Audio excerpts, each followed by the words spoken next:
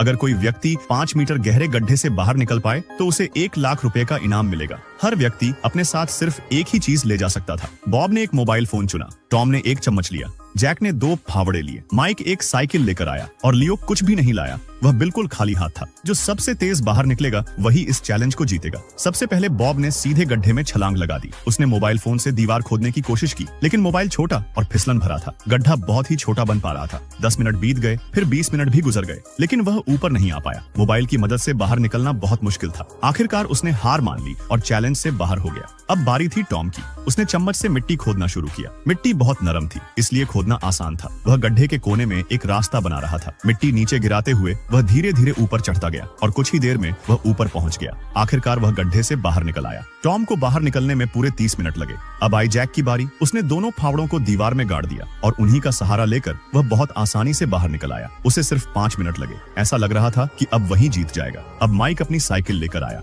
उसने साइकिल को खोलकर दीवार के सहारे टिका दिया और उसके ऊपर चढ़कर मिट्टी खोदने लगा, लेकिन अचानक मिट्टी धंस गई और वह फिर से नीचे गिर गया। उसने दोबारा कोशिश की और इस बार वह बाहर निकल आया, लेकिन उसे लगभग 1 घंटे का समय लग गया। अब आखिरी में आया लियो। उसने कहा, सबसे अच्छी बुद्धि मेरे पास है। उसने गड्ढे में छलांग लगाई और चारों तरफ ध्यान से देखा। पकड़ने के लिए कोई जगह नहीं थी। फिर उसने दीवारों के बीच की दूरी को ध्यान से देखा। उसने सोचा कि हाथ और पैर फैलाकर दबाव बनाते हुए ऊपर चढ़ा जा सकता है। वह 2 बार नीचे गिरा, लेकिन फिर उसने सही तरीका समझ लिया। धीरे धीरे दोनों दीवारों के बीच सहारा बनाते हुए वह ऊपर चढ़ गया और आखिरकार एक तरफ से बाहर निकल आया।